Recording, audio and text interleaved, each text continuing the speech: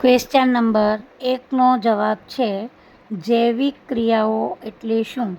જે બધા જ સજીવો દ્વારા કરવામાં આવતી મુખ્ય ક્રિયાઓ જે સજીવનું અસ્તિત્વ જાળવી રાખવા માટે જરૂરી છે, જેને જૈવિક ક્રિયાઓ કહે છે.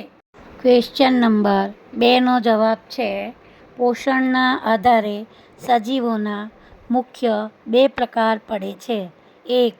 સ્વયંપોષી સજીવ અને 2. વિષમપોષી સજીવ. ક્વેશ્ચન નંબર 3નો જવાબ છે પ્રકાશ સંશ્લેષણ એટલે ક્લોરોફિલ ધરાવતા સજીવો સૂર્ય ઉર્જા, પાણી અને કાર્બન ડાયોક્સાઇડનો ઉપયોગ કરી સરળ કાર્બોદિત ગ્લુકોઝ સ્વરૂપે તેમનો ખોરાક તૈયાર કરે છે. આ ક્રિયાને પ્રકાશ સંશ્લેષણ કહે છે. ટૂંકમાં, ક્લોરોફિલ દ્વારા પર્ણની હાજરીમાં ખોરાક બનાવવાની ક્રિયાને પ્રકાશ સંશ્લેષણ કહે છે. ક્વેશ્ચન નંબર 4નો જવાબ છે પ્રકાશ સંશ્લેષણ માટે કાર્બન ડાયોક્સાઇડ વાયુ જરૂરી છે. ક્વેશ્ચન નંબર 5નો જવાબ છે વાયુરંધ્રોની ભૂમિકા. વાયુરંધ્ર કે પર્ણરંધ્ર એ પર્ણની સપાટી પર સૂક્ષ્મ છિદ્ર સ્વરૂપે હોય છે. ક્વેશ્ચન નંબર 1નો જવાબ છે એકકોષી સજીવ અમીબા અને પેરામીશિયમ છે. અમીબા કોષીય સપાટી પરથી આંગળી જેવા અસ્થાયી પ્રવર્ધની મદદથી ખોરાક ગ્રહણ કરે છે અને આ પ્રવર્ધ ખોરાકના કણોને ઘેરી લે છે અને તેની સાથે જોડાણ કેળવીને અન્નધાની બનાવે છે.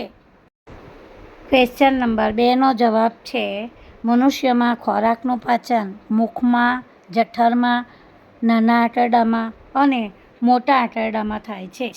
ક્વેશ્ચન નંબર 3નો જવાબ છે જઠરમાં એસિડનું કાર્ય જે ખોરાક સાથે જઠરમાં દાખલ થયેલા બેક્ટેરિયા અને અન્ય સૂક્ષ્મજીવોનો નાશ કરે છે.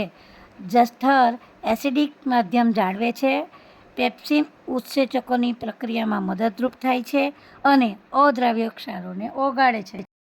ક્વેશ્ચન નંબર 4નો જવાબ છે પાચક ઉત્સેચકો ખોરાકના જટિલ ઘટકો, કાર્બોદિત લિપિડ પદાર્થો, પ્રોટીનનું સાદા, દ્રાવ્ય અને શોષણ થઈ શકે તેવા સ્વરૂપમાં વિઘટન અને પાચન કરે છે. ક્વેશ્ચન નંબર 5નો જવાબ છે ઝાલર ઢાંકણ એટલે કેટલીક માછલીઓમાં ઝાલર ફાટોને ઢાંકતી ગડીમય રચનાને ઝાલર ઢાંકણ કહે છે. ક્વેશ્ચન નંબર 6નો જવાબ છે રુધિરવાહિનીના 3 પ્રકાર છે ધમની, શિરા અને કેશવાહિનીઓ. ક્વેશ્ચન નંબર 7નો જવાબ છે લસિકા એટલે શું? લસિકા એટલે લસિકા પરિવહન કાર્ય સાથે સંકળાયેલું રંગવિહીન પ્રવાહી છે, એને લસિકા કહે છે.